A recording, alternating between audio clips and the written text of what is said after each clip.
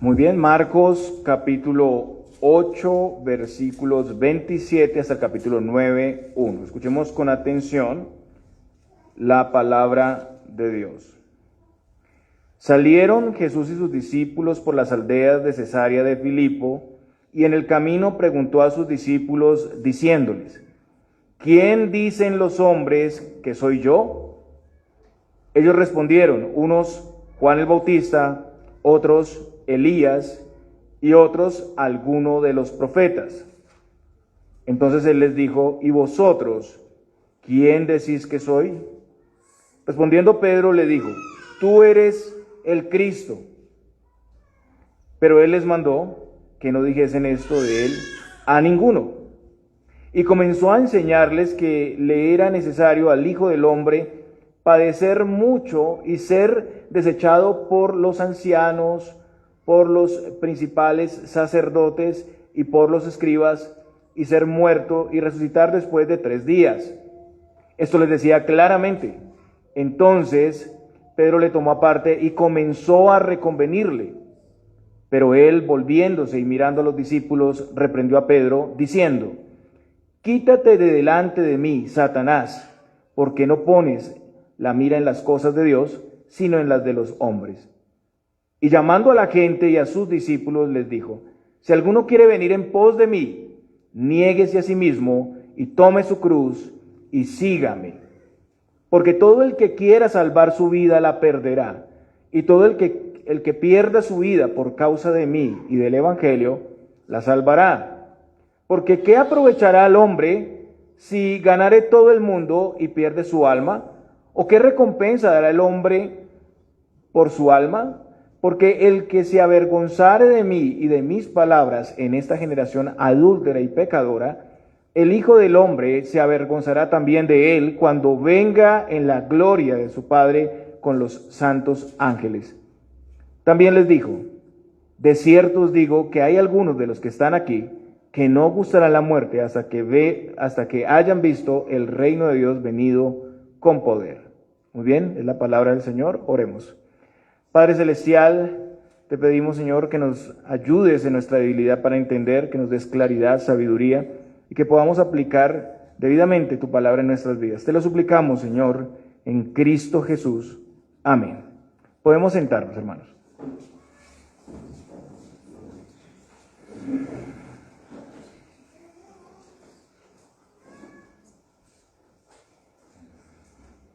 Muy bien, seguimos en la exposición consecutiva de la palabra de Dios. Hemos estado viendo que desde el capítulo 7, versículo 24 al capítulo 9, el Señor está en un tiempo de retiro, por decirlo así, para entrenar a sus discípulos y para visitar algunas de las regiones gentiles. Ahora estamos entrando en una transición dentro de esa misma porción, ¿no? Donde, como vamos a ver, el Señor revela a sus discípulos más claramente su identidad y su misión en la tierra. La edificación de su reino, lo que vamos a ver aquí, siendo de la base o piedra fundamental y el trabajo y autoridad de la iglesia.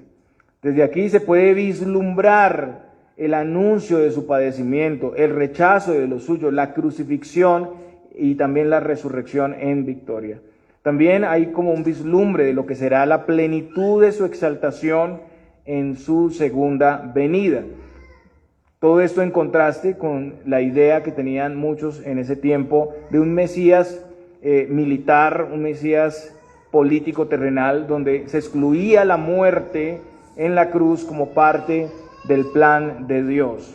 Entonces el Señor rechaza esa cosmovisión y muestra que aun quienes quieren venir en pos de Él deben negarse a sí mismos, tomar su cruz y seguirle.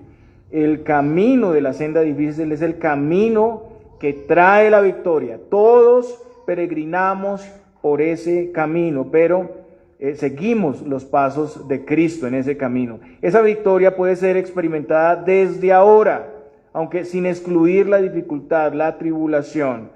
Pero un día la victoria será plena y eterna para quienes permanecen fieles y no se avergüenzan, Solo ellos serán reconocidos en su presencia. El día de hoy vamos a ver la importancia de evaluar nuestras motivaciones al seguir al Señor.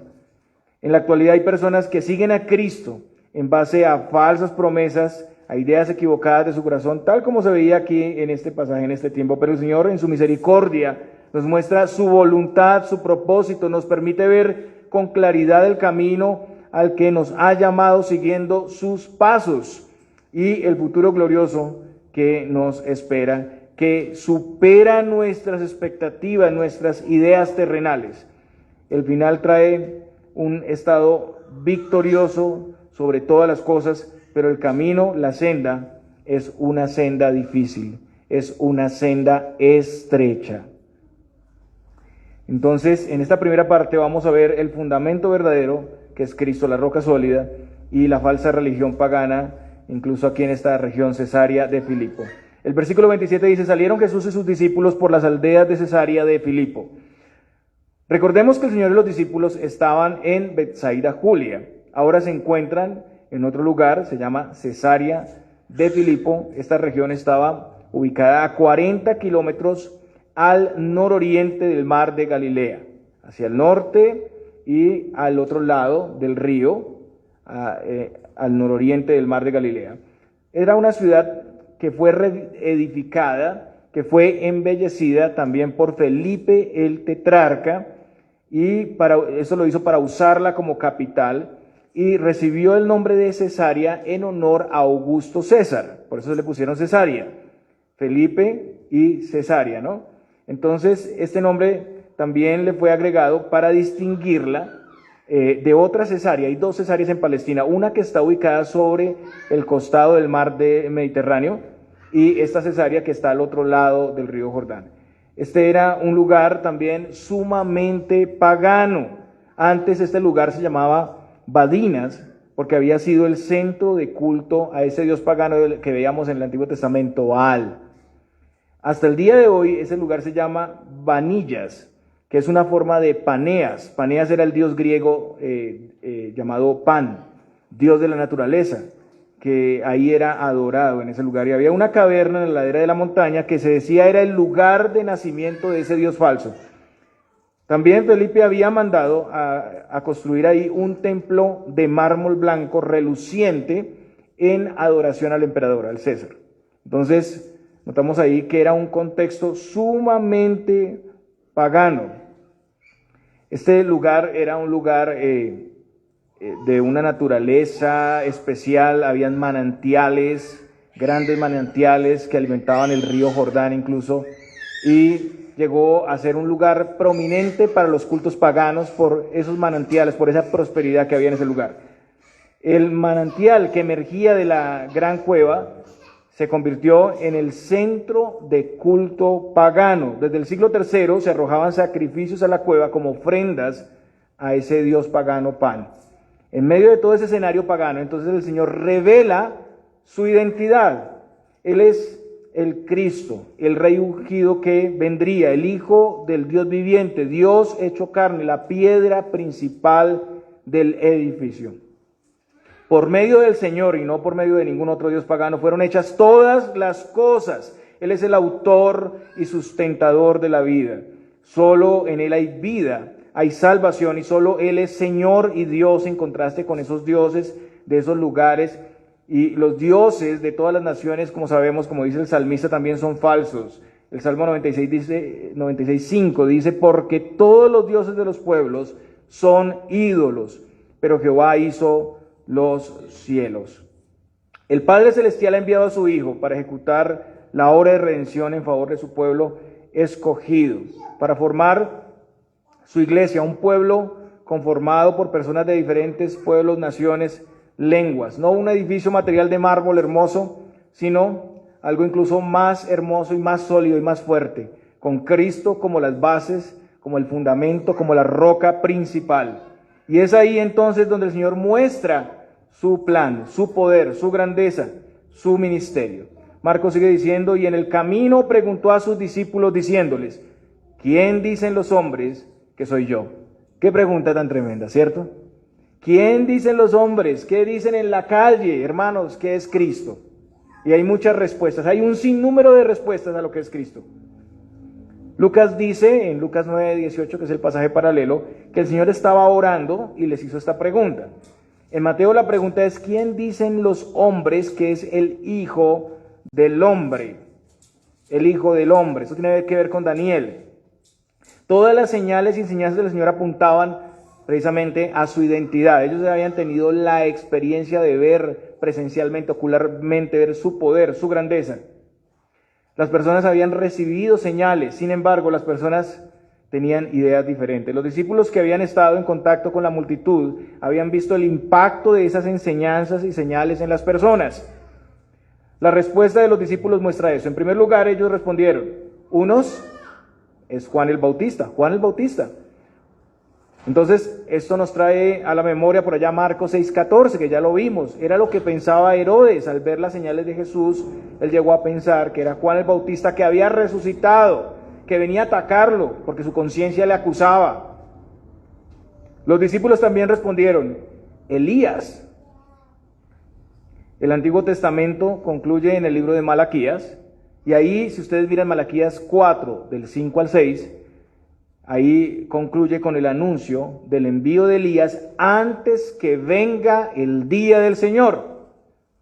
Los judíos, cuando celebraban la Pascua, ellos ponían una silla, un lugar para Elías. Siempre dejaban ese lugar vacío. Nadie podía sentarse ahí porque era un lugar para Elías. Juan fue considerado el resurgimiento del ministerio profético de Elías. Eso está, podemos verlo en Lucas 1:17 y aquí también Marcos 9:13.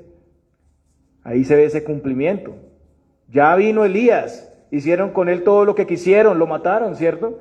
Y el Señor enseñaba con poder y autoridad. Entonces el Señor hacía señales portentosas similares a las del tiempo de Elías. Entonces no era raro que las multitudes que estaban viendo las señales llegaran a esa conclusión, pensaran que era Elías. Los discípulos también dicen, y otros, dice aquí, alguno de los profetas. Entonces, si miramos Mateo 16:14, se añade ahí a Jeremías o alguno de los profetas. Entonces, hermanos, había gran expectativa en el pueblo por escuchar a un profeta de Dios.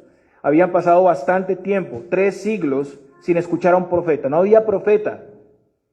Y además todos esperaban la promesa de un profeta que fuera como Moisés, que Dios levantaría a uno como Moisés.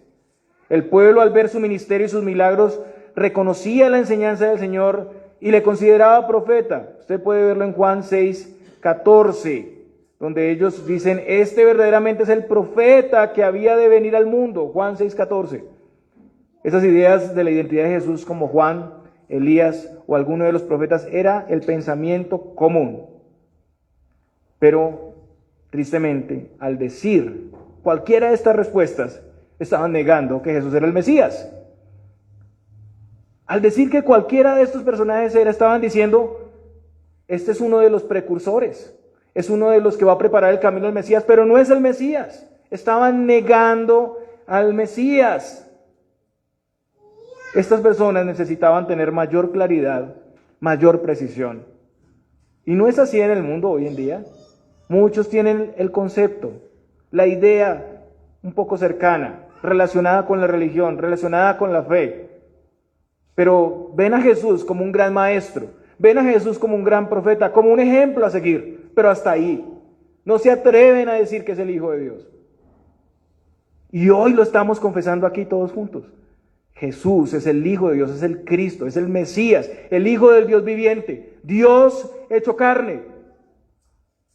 Elías ya había venido, como lo dije, era Juan el Bautista, y Juan el Bautista era la voz en el desierto que prepararía su camino, y los profetas hablaron de Cristo, como lo dice el apóstol Pedro en 1 de Pedro 1 del 10 al 11, los profetas que profetizaron de la gracia destinada a vosotros, inquirieron y diligentemente indagaron acerca de esta salvación, escudriñando qué persona y qué tiempo indicaba el Espíritu de Cristo que estaba en ellos, el cual anunciaba de antemano los sufrimientos de Cristo y las glorias que vendrían tras ellos.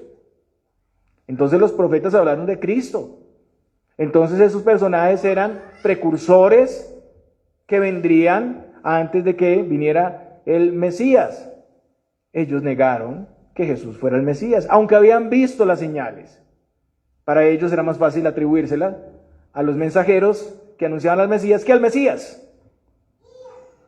Marcos sigue diciendo, entonces él les dijo, ¿y vosotros, quién decís que soy? Respondiendo Pedro le dijo, tú eres el Cristo. En Mateo vemos que Pedro también confiesa que Cristo es el Hijo del Dios viviente. En Lucas Pedro confiesa que Jesús es el Cristo de Dios. Lucas 9:20 es el pasaje paralelo.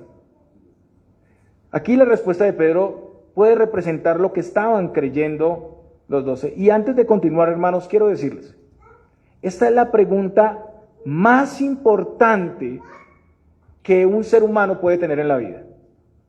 Y la respuesta que des va a ser la respuesta que va a definir tu estado eterno. Por eso es tan importante, por eso es tan central. Porque en esa respuesta se define tu estadía por la eternidad. Tu estadía por la eternidad. Y es una pregunta que se hace en el contexto de los discípulos, en el contexto de la iglesia. Es una pregunta que seguiremos haciendo cada vez que nos reunamos. ¿Quién crees que es el Hijo del Hombre? ¿Quién crees que es Él? Cristo es una palabra griega que significa ungido.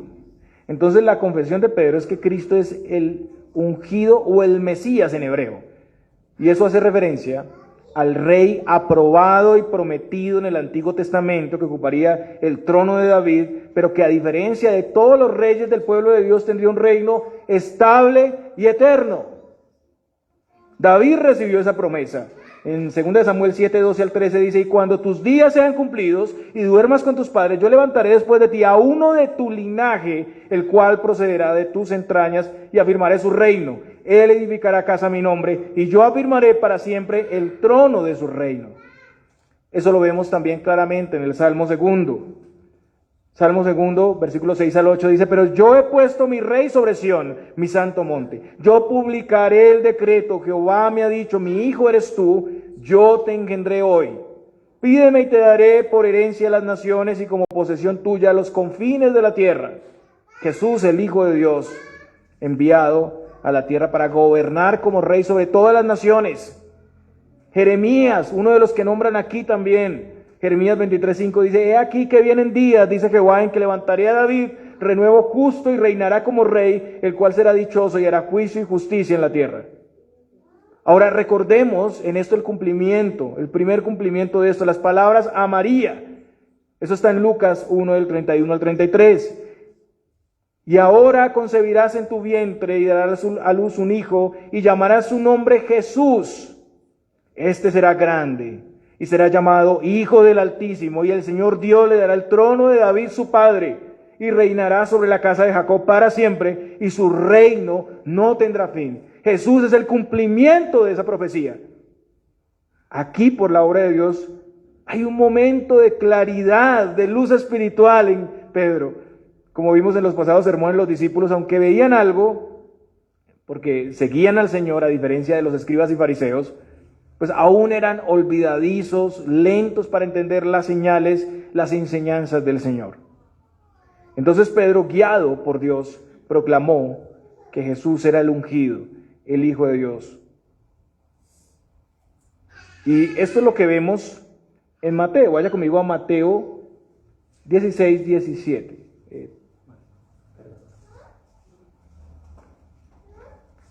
Mateo 16:17, que dice, entonces le respondió Jesús, bienaventurado eres, Simón, hijo de Jonás, porque no te lo reveló carne ni sangre, sino mi Padre que está en los cielos.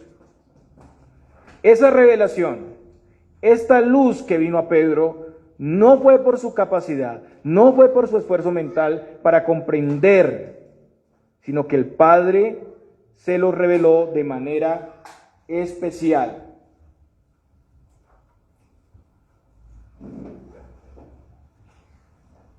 El Señor le abrió el entendimiento para comprender El Señor afinó su vista para poder ver su identidad. De lo contrario, no lo habría podido ver nunca. Es lo mismo que vemos en el Evangelio de Lucas. En aquella misma hora, va a leer Lucas 10, 21 al 22. En aquella misma hora Jesús se regocijó en el Espíritu y dijo: yo te alabo, oh Padre, Señor del cielo y de la tierra, porque escondiste estas cosas de los sabios y entendidos y las has revelado a los niños. Sí, Padre, porque así te agradó. Todas las cosas me fueron entregadas por mi Padre y nadie conoce quién es el Hijo sino el Padre. Noten que dice que nadie, ni quién es el Padre sino el Hijo, y aquel a quien el Hijo lo quiera revelar, lo quiera, si es su voluntad. Es una obra soberana del Señor. Y a diferencia de muchos, el Señor le concede a los discípulos conocer su identidad. Los que se creían sabios y entendidos, muchos de los fariseos y escribas no lo pudieron ver, pero los suyos sí. Los suyos sí. Incluso es interesante que el Señor les da la orden a ellos, una orden soberana y exclusiva. Pero Él les mandó que no dijesen esto de Él a ninguno. Noten lo soberano y exclusivo que es. Así de delimitado en su voluntad era esto. Adicional a esto, Mateo incluye algunas cosas más en relación a la autoridad y el reino de Dios. Mateo añade lo siguiente, vaya conmigo a Mateo 16, del 18 al 19, es el texto para leer. Mateo 16, del 18 al 19. Y yo también te digo que tú eres Pedro, y sobre esta roca edificaré mi iglesia, y las puertas del Hades no prevalecerán contra ella. Y a ti te daré las llaves del reino de los cielos, y todo lo que atares en la tierra será atado en los cielos, y todo lo que desatares en la tierra será desatado en los cielos. El Señor edificaría su iglesia, Él mismo sería la piedra principal, la base del edificio. La confesión de Pedro, o sea, Jesús, el Cristo de Dios, el Hijo de Dios que ocupa el trono de David, el Rey con un reino eterno y estable, es la roca sobre la cual el Señor edificaría su iglesia. No Pedro, sino su confesión. Y además el Señor ha dado autoridad a sus ministros para ejecutar la disciplina. Eso es lo que está diciendo aquí. Son las llaves del cielo. Le ha dado autoridad a la iglesia, que es el reino de Dios en la tierra. Y aquí vemos varias cosas, hermanos. En primer lugar, la diferencia entre las ideas que el mundo tiene de Jesús y lo que Él verdaderamente es. Muchos saben cosas del Señor, pero su cosmovisión es un sincretismo, una mezcla de ideas religiosas donde Jesús no es el único camino, donde Cristo y su Evangelio no son el fundamento único de la iglesia, donde la salvación descansa en las obras humanas y no en Cristo. La devoción, el conocimiento, la religiosidad, la tradición, todas esas cosas son puestas a veces como fundamento, como base del edificio. Para ellos, Cristo es tropiezo y es roca que hace caer. Aquí somos llamados a contemplar el verdadero evangelio y a sobreedificar en él, solamente en esa roca que el Señor ha establecido, que es el mismo. Debemos examinar, debemos conocer a la luz de las Escrituras quién es el Señor y vivir de acuerdo a eso. Debemos ser agradecidos y saber que al Señor le ha placido darse a conocer a nosotros. Por lo tanto, estamos llamados a rendirnos en agradecimiento profundo, a servir y valorar una salvación tan gloriosa. No debemos olvidar que el conocer a Cristo es una gloriosa bendición, una bienaventuranza. El Señor le dice esto a Pedro: bienaventurado, bendecido, dichoso, digno de ser felicitado.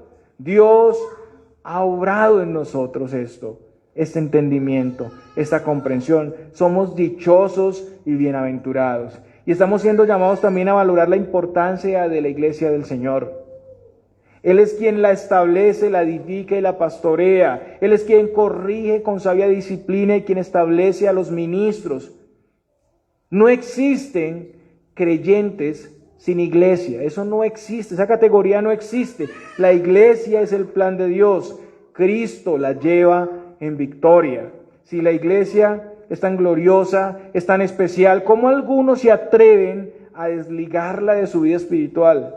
¿Cómo algunos pueden menospreciarla, desestimarla?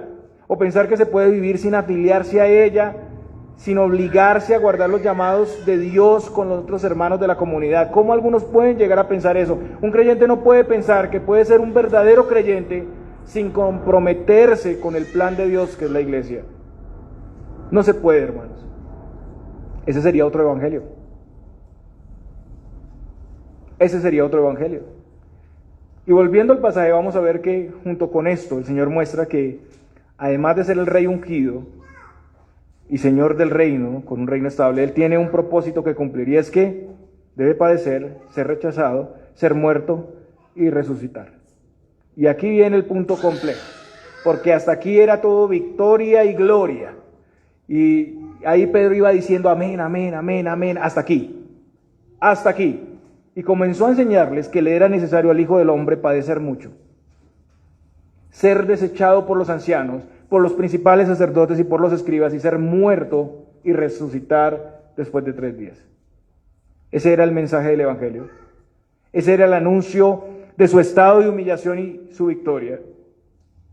Y aquí el Señor no habló por parábolas.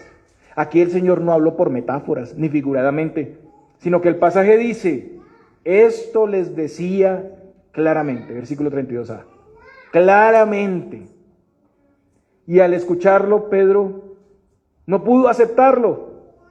Entonces Pedro le tomó aparte y comenzó a reconvenirle. De nuevo vemos que ellos podían tener algo de luz, pero había cosas que no llegaban a entender completamente.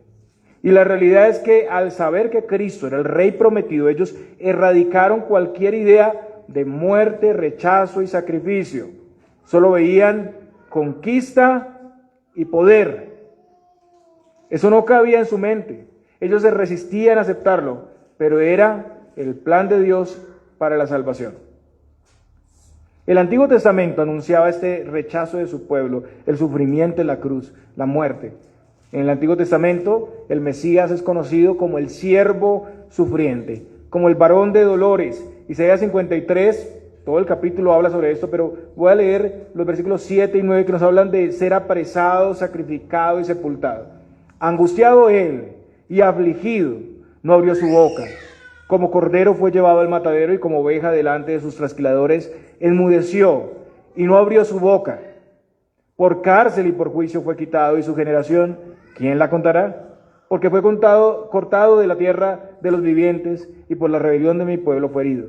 Y se dispuso con los impíos su sepultura, mas con los ricos fue en su muerte, aunque nunca hizo maldad, ni hubo engaño en su boca.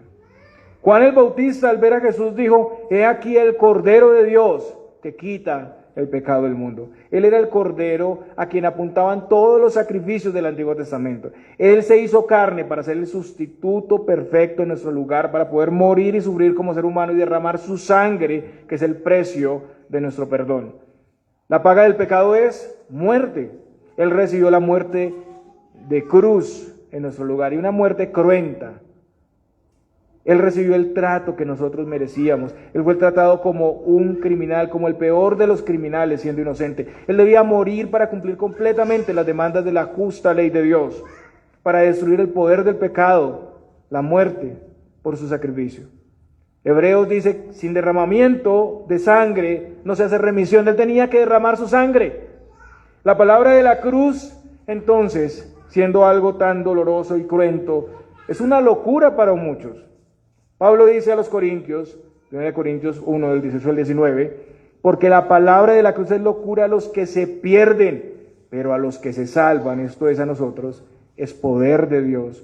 Pues está escrito: destruiré la sabiduría de los sabios y desecharé el entendimiento de los entendidos. Solo los que se salvan podrán apreciar la sabiduría y el poder de Dios. Oponerse a eso era oponerse a la voluntad de Dios, a su sabio plan para redimir a su pueblo. Pero también estaba anunciada aquí su resurrección. En el Antiguo Testamento, en el Salmo 16:10, se habla de la resurrección con claridad, porque no dejarás mi alma en el Seol, ni permitirás que tu santo vea corrupción. Ahí es claro que el Señor resucitaría. Pero la vista y el oído de Pedro se enfocó solamente en la muerte. Él no siguió oyendo, él no siguió escuchando las palabras de Jesús que anunciaban con su muerte, su resurrección. Noten cómo es la sordera y cómo es la ceguera. Él llegó solamente a que moriría, pero no siguió escuchando. El Hijo de Dios también resucitaría y el Señor lo dijo ahí. Él veía ahí el fin del cristianismo. Él no pudo discernir que si iba a morir también iba a resucitar, que esto iba a ser una victoria inigualable sobre los peores enemigos, no el imperio romano, no el imperio romano, sino sobre el pecado, la muerte y Satanás. Entonces Pedro, tomándolo aparte, empieza a regañarlo, a reprenderle. Eso es lo que significa en el griego amonestarlo, una reprensión fuerte. Lo fue a exhortar. Vamos y lo exhorto, Señor. ¡Qué atrevimiento! Le voy a hacer desistir de su propósito. Pero ¿cuántas veces nosotros, hermanos, ante la idea de sufrimiento, queremos también reprender al Señor? ¿Cuántas veces nosotros, ante las circunstancias difíciles, queremos hacerle entender al Señor que nosotros somos más sabios y que tenemos mejores ideas que Él? En Mateo vemos las palabras que le dijo: Señor, ten compasión de ti. Estoy leyendo Mateo 16, 22. Ten compasión de ti, en ninguna manera esto te acontezca. Qué noble Pedro, ¿cierto? Qué amoroso. Y muestra su olvido. Él debía conocer esas profecías. La idea del Mesías militar y triunfante era algo que velaba su entendimiento. Estaba tan obsesionado con esa idea que no podía ver el resto. Y tenemos la respuesta inmediata y contundente del Señor a Pedro. No hay que dar espera a este tipo de cosas. La respuesta de Jesús es: pero él, volviéndose y mirando a los discípulos, reprendió a Pedro diciendo: quítate de delante de mí, Satanás, porque no pones la mira en las cosas de Dios, sino en las de los hombres. El Señor inmediatamente identifica quién está detrás de Pedro. Es la voz de Satanás que se opone al plan de Dios. Es la misma voz que le dijo: convierte estas piedras en pan. ¿Para qué sufrir? ¿Para qué pasar por una cruz? Si puedes tener confort, si puedes tener multitudes, si puedes convertir piedras en pan y multiplicar los panes y los peces, ¿para qué entonces el sacrificio? Y el Señor habla a Pedro, pero también mira a los discípulos, porque aunque ellos no han hablado, de seguro esto podía ser también el pensamiento, lo que estaba en sus corazones. No sabemos, pero puede ser esto. Este tipo de cosas se extienden, ¿no? Este tipo de ideas, cuando llegan a la iglesia, lo dice el uno y esa levadura empieza a contagiar toda la masa rápidamente. De nuevo, aquí la voz de la serpiente se presenta como en el jardín del Edén y cuestiona el plan de Dios con que Dios ha dicho. Enviando dardos a la mente, y aquí con Pedro usando la concupiscencia. Entonces, el diablo es muy astuto, usa como arma eficaz, y siempre es así, a los más cercanos. Usó a Eva, porque era difícil hablarle directamente a Adán, pero usó a Eva porque son los más amados a los que les creemos, ¿no? Son los más amados y los más cercanos a los que escuchamos. Entonces usó a Pedro porque son los que buscan nuestro bien y nos aman. No te pase esto a ti, Señor, compadécete de ti.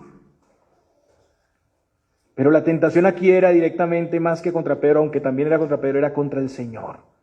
Era la sugerencia de no aceptar ese camino que traería dolor y muerte. Hermanos, este es el discernimiento que nosotros deberíamos tener ante los falsos evangelios. Hoy en día podemos discernir esto, aplicando el mismo principio. El falso evangelio o el antievangelio pone la mira en las cosas de los hombres y no en las cosas de Dios, porque eso es lo que dice el Señor. Se opone a la trayectoria de la senda estrecha, el arrepentimiento, el sufrimiento que trae la vida en Cristo. Por eso ese evangelio de la prosperidad es un falso evangelio. Y tenemos que decir a eso: vete de aquí, Satanás. Porque es la idea de un reino terrenal. Es la idea de la gloria de la tierra, aquí y ahora. Riquezas, prosperidad y evitar todo tipo de sufrimiento. Esos pastores se apacientan a sí mismos y le dicen a la congregación que se deleiten en el placer de lo temporal, en el dinero, en la prosperidad. Y no ven más allá de eso. Y su mensaje solamente es ese: confort, estabilidad, felicidad. En 2 de Timoteo 3:12 leemos las palabras de Pablo: y también todos los que quieren vivir piadosamente en Cristo Jesús, padecerán persecución. Persecución. Y eso también nos enseña que un cristiano no está exento de las influencias y las tentaciones del enemigo. Muy a menudo ocurre que los dardos de Satanás no son resistidos en la mente del creyente, puede ser confundido. Pero gracias al Señor, estamos en manos seguras y el Señor está en control y cuidado de nuestras vidas. Sin embargo, siempre debemos estar velando y orando, usando los medios de gracia y preparados para resistir firmes. El camino del confort, la vida sin problemas, en prosperidad y poder, es lo que ofrecen los falsos maestros. El punto no es que en la vida cristiana no hayan bendiciones y gloriosos beneficios. No confundamos eso tampoco. Ni que pueda haber prosperidad. No podemos confundir eso. El punto es el camino, es el enfoque, es las promesas terrenales que no vienen de Dios, que proponen estos falsos maestros. Y no debemos ver esto como si no nos afectara, como si no tuviera que ver con nosotros. Teniendo buena doctrina, podemos ser tentados a ver la vida cristiana en ese marco de beneficio y satisfacción, teniendo la tendencia a evitar la dificultad, a buscar lo que se vea más prometedor y beneficioso, incluso en la iglesia. ¿Cuál es la regla para escoger una iglesia? Muchos no lo van a decir directamente, pero muchos buscan una iglesia grande, muchos buscan una iglesia con todos los ministerios organizados, muchos buscan la iglesia con prosperidad, con ligereza, donde yo me sienta bien y contento. Muchos no quieren asumir el costo de ser discípulos de Cristo. Muchos no quieren construir, no quieren edificar, evitan el trabajo del reino porque trae dificultad y no quieren renunciar a sus privilegios. Y la verdad, hermanos, es que muchas veces no queremos arriesgar ni gastar nuestras vidas. Si eso trae pérdida o sufrimiento en alguna medida, es mejor evitarlo. Muchos vienen de muy lejos a esta congregación, ¿cierto? Y se congregan aquí y sirven al Señor aquí. Muchos tienen que pasar pruebas para poder venir hasta aquí, necesidades. No es fácil. Pero muchos rechazan el compromiso en la iglesia tal y como está porque no queremos edificar. Es mejor buscar lo que ya está hecho para no sacrificar. ¿No es el camino fácil? ¿No es la misma tentación? Ahora, no digo que pertenecer a otra iglesia en esas condiciones esté mal. El problema es, ¿por qué avenida lo estamos buscando? ¿Cuál es la motivación?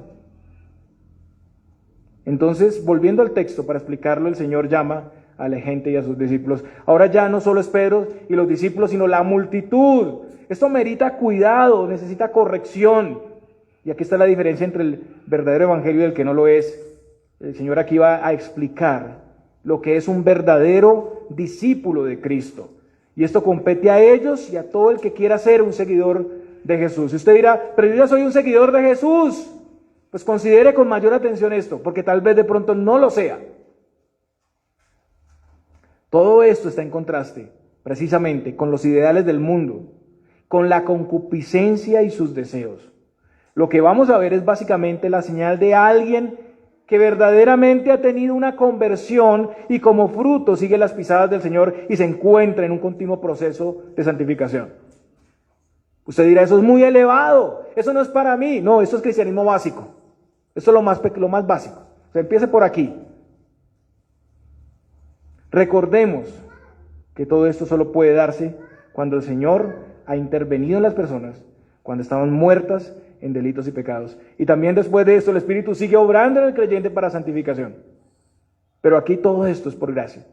Aquí podemos ver la responsabilidad del creyente como discípulo y vamos a ver el mandato del Señor y 3 razones por las que debemos obedecer. Primero, el mandato y la advertencia del Señor, Seguir al Señor como discípulo implica negarse a sí mismo.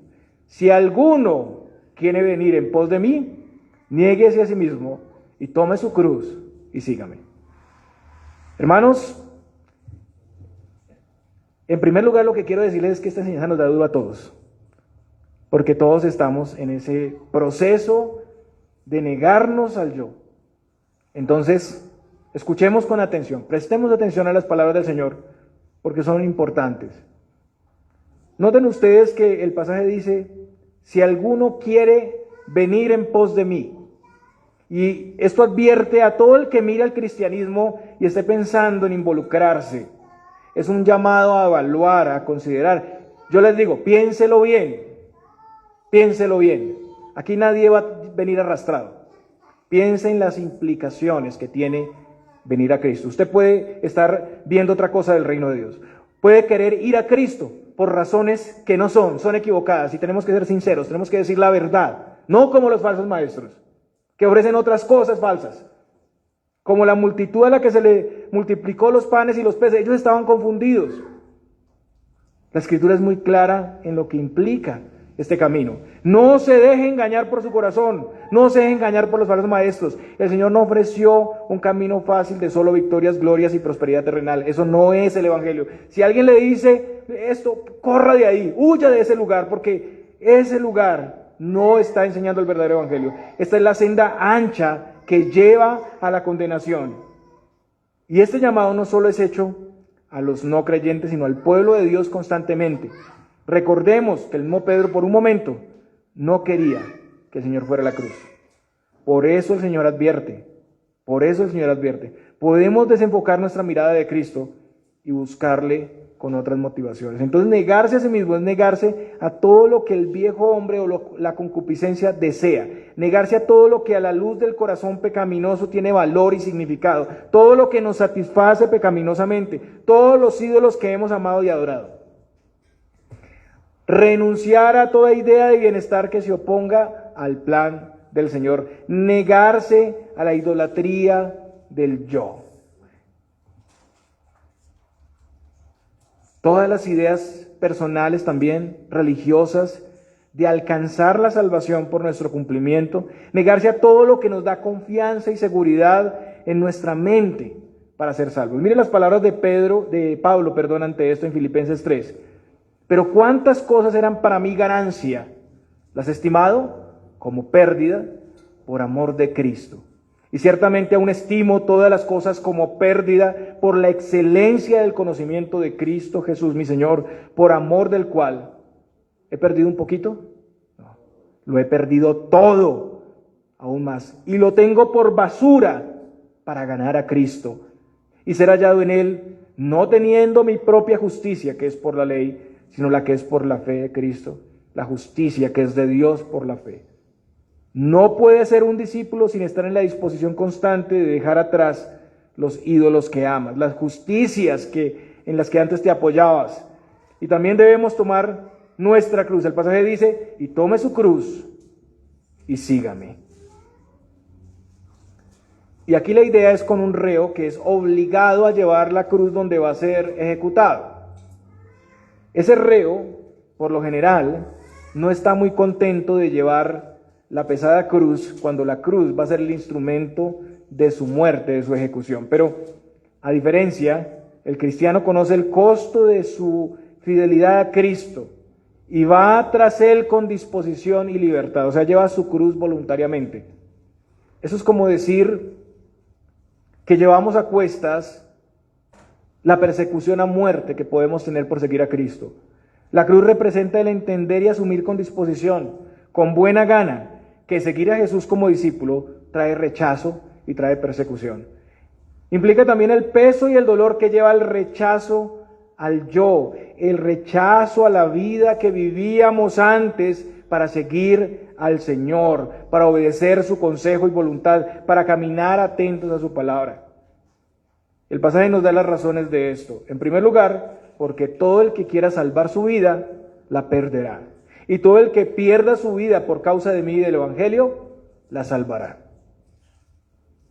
El tratar de evitar perder la vida, el tratar de no morir a lo que somos y no querer ser transformados por el poder del Señor, el vivir evitando las consecuencias que tienen que venir por ser un cristiano verdadero, y todo esto por temor al hombre, por temor al que dirán, por no perder tus amigos, por no perder el estatus que tienes en la sociedad. Eso te traerá una pérdida enorme, una pérdida total. Muchos están conociendo la enseñanza de Jesús, pero luchando por no perder la vida que llevaban antes. Están luchando por sus pecados, por su idolatría. No quieren perder ese yo que es esclavo, que está bajo condenación. También la vida de muchos se desperdicia egoístamente en sí mismos. Por eso digo, esto tiene que ver con nosotros. Muchos quieren guardar su vida y no exponerla a sufrir riesgo, a perderse. No quieren usarla o disponerla en la voluntad de Cristo. Están usando el tiempo mal para la vanagloria de este mundo, para sus intereses comerciales, financieros, para su éxito, para su poder. Como el que escondió el talento en la tierra y no fue productivo. Así solo estará perdiendo la vida todo el tiempo. Pero el llamado del Señor es a vivir para Él, para lo que Él quiere, para lo que Él ama. Desgastar nuestra vida usándola para Él. Contrario a no perder nuestras vidas, el Señor dice, y todo el que pierda su vida por causa de mí y del Evangelio, la salvará. Hermanos, no todos somos mártires, o no sabemos, por lo menos no sabemos ahorita si lo vamos a hacer. No todos son mártires, pero todos tienen que perder su vida y morir al yo constantemente.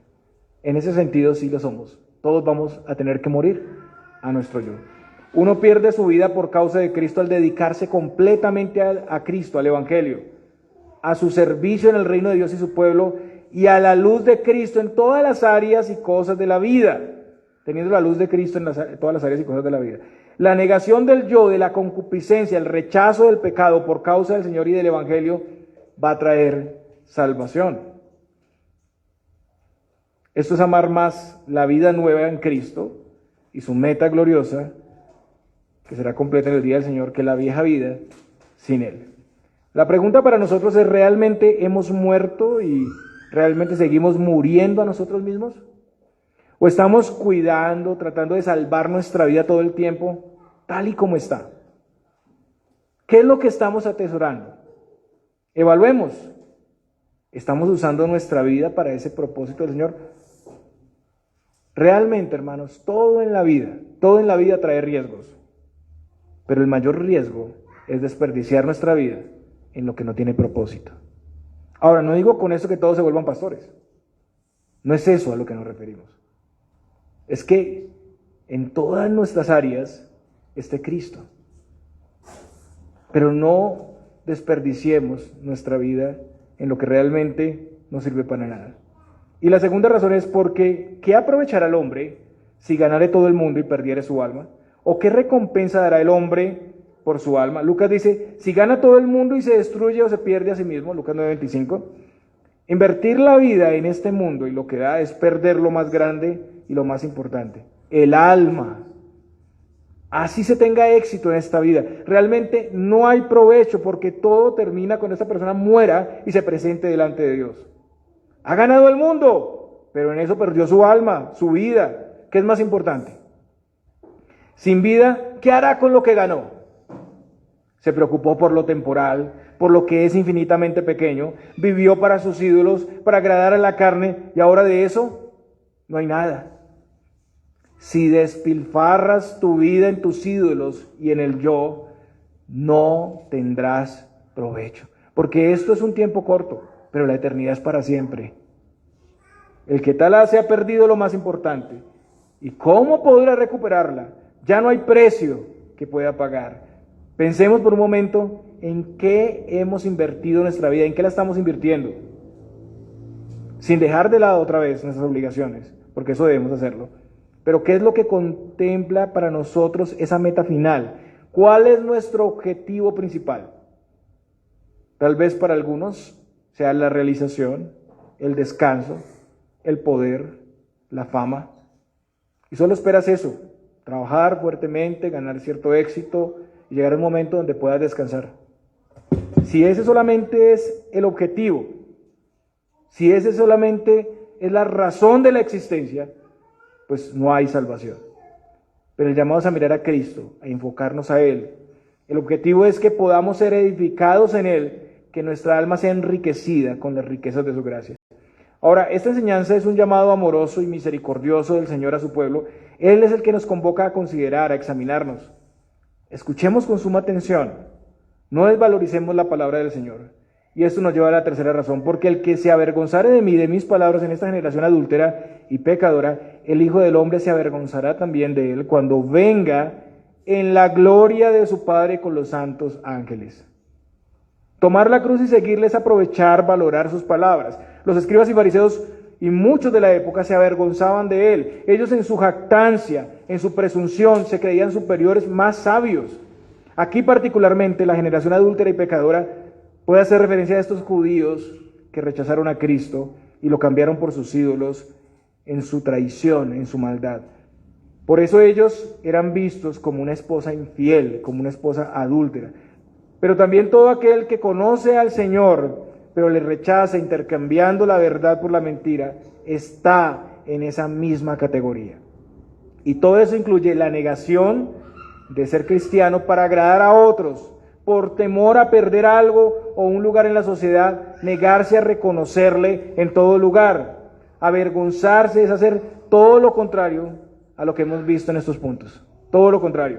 Negarse a seguir genuinamente a Cristo por temor al sufrimiento o evitándolo constantemente. Negarse a perder la vida para seguir a Cristo. Cambiar a Cristo para ganar al mundo.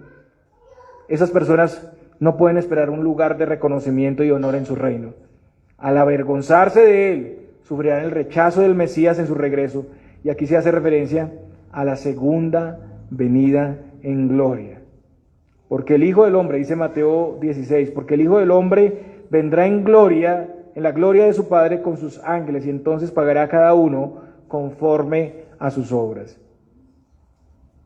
Ahí en la segunda venida de Cristo acontecerá, la resurrección de los vivos y los muertos, el juicio final. Noten ustedes que en este contexto donde hay abnegación y sufrimiento, el Señor está asegurando también su victoria. El Señor sabe que para estos discípulos vendrán muchas pruebas. Es lo que sigue. Lo que sigue es la cruz, la corona de espinas y la persecución a los que están con el Señor. El Señor será apresado, el pastor será herido y todas las ovejas se dispersarán. Y Él será sacrificado. Ellos serían perseguidos, pero Él les llama y nos llama a nosotros también a permanecer fieles hasta el fin. Se entiende que quienes le hayan sido fieles serán reconocidos y dignificados en ese gran día. También les dijo, voy a leer ahora Marcos 9:1. También les dijo, de cierto os digo que hay algunos de los que están aquí que no gustarán la muerte hasta que hayan visto el reino de Dios venido con poder. Aquí muchos equivocadamente llegan a pensar que el Señor se está refiriendo a que algunos van a vivir hasta la segunda venida de Cristo y ahí después de eso morirán. Pero pues no es así. En primer lugar, aquí se habla de morir en el sentido literal, físico. Segundo, después de la segunda venida de Cristo, sabemos que no existirá más la muerte. Pablo enseña que después que Cristo venga, la muerte será absorbida en victoria. Si para este momento futuro el Señor destruirá la muerte y lo que sigue es el estado eterno glorificado, ¿cómo es que algunos morirán ahí? No hay posibilidad. Tercero, la idea es hasta que hayan visto el reino de Dios venido con poder. Cuando nosotros escuchamos el reino de Dios venido con poder, inmediatamente pensamos en la segunda venida final de Cristo, pero no siempre significa eso. El Señor en estos dos pasajes, estos dos últimos pasajes, el último del capítulo 8 y 9:1, está considerando todo el estado de exaltación hasta su segunda venida como una unidad. Pero aquí en el 9:1 el Señor hace referencia al tiempo presente, o sea, al inicio de todo el cumplimiento hasta la venida del reino. El cumplimiento inicia desde estos tiempos. El reino de Dios viniendo con poder inicia con el estado de exaltación de Cristo, donde se incluye la resurrección, la ascensión, sentarse a la diestra del Padre y también el derramamiento del Espíritu en Pentecostés. El pasaje siguiente es la transfiguración, ustedes saben, ahí eso lo vamos a ver en el próximo sermón. ¿Qué pasa ahí? El Señor está con Elías y Moisés, se nos presenta un adelanto de esa plenitud, una evidencia de que Jesús era verdaderamente el Cristo, el Hijo de Dios, como Pedro aquí lo había ya confesado. Entonces recordemos que Pedro fue el intérprete de Marcos en su evangelio y fue uno de los testigos oculares, presenciales. Él estuvo en la transfiguración junto con Juan y Jacobo. ¿Y cómo llamó Pedro a este evento, a este encuentro en la transfiguración? ¿Cómo lo llamó Pedro? Miren 2 de Pedro 1:16 al 18. Hablando de este evento, el apóstol Pedro dice: porque no os hemos dado a conocer el poder y la venida de nuestro Señor Jesucristo, poder y venida de nuestro Señor Jesucristo, siguiendo fábulas artificiosas, sino como habiendo visto con nuestros propios ojos su majestad. Pues cuando él recibió de Dios Padre honra y gloria, le fue enviada desde la magnífica gloria una voz que decía: este es mi Hijo amado, en el cual tengo complacencia. Y nosotros oímos esta voz enviada del cielo cuando estábamos con él en el Monte Santo. Entonces, en este evento de la transfiguración, el Señor manifestó a Jacobo, Juan y Pedro el poder de su majestad. Un vislumbre del poder y la gloria que será desplegado en la segunda venida. A ellos se les permitió ver al Señor en su grandeza. La transfiguración entonces prefiguraba la segunda venida de Cristo y un adelanto de lo que iba a pasar alrededor de esa manifestación gloriosa. Un adelanto de la gloria triunfal de la segunda venida. Entonces ahí el Señor corre el telón para que ellos puedan ver su grandeza, para que ellos puedan ver su majestad. Su gloria se manifestó en la transfiguración.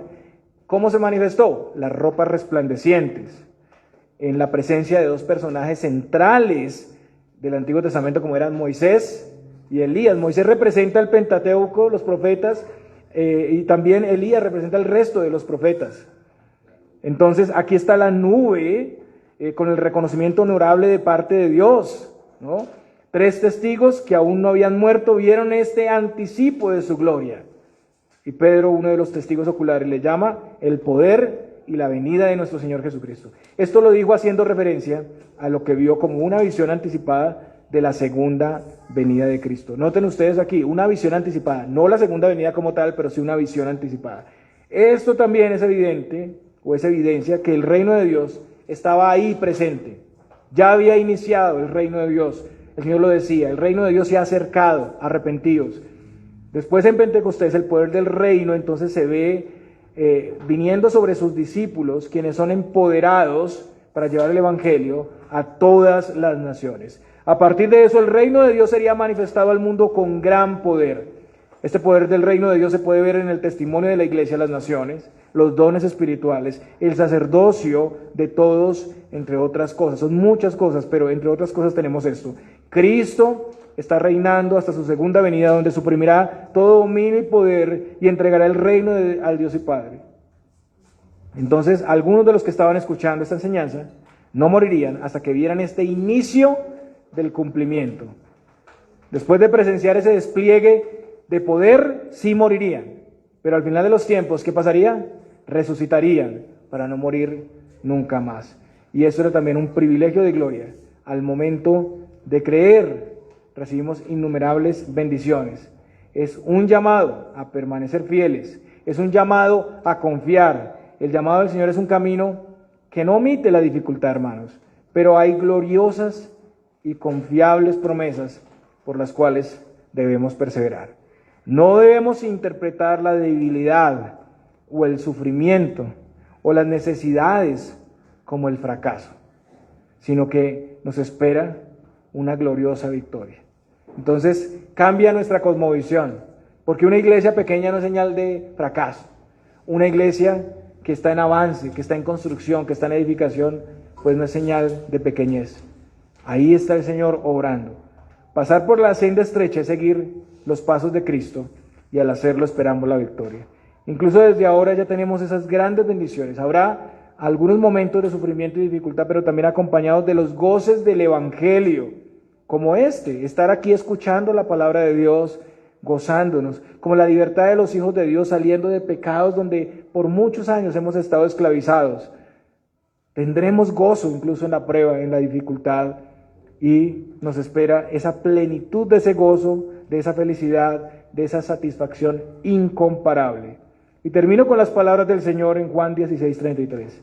Estas cosas os he hablado para que en mí tengáis paz. En el mundo tendréis aflicción, pero confiad, yo he vencido el mundo. El Señor les bendiga, hermanos.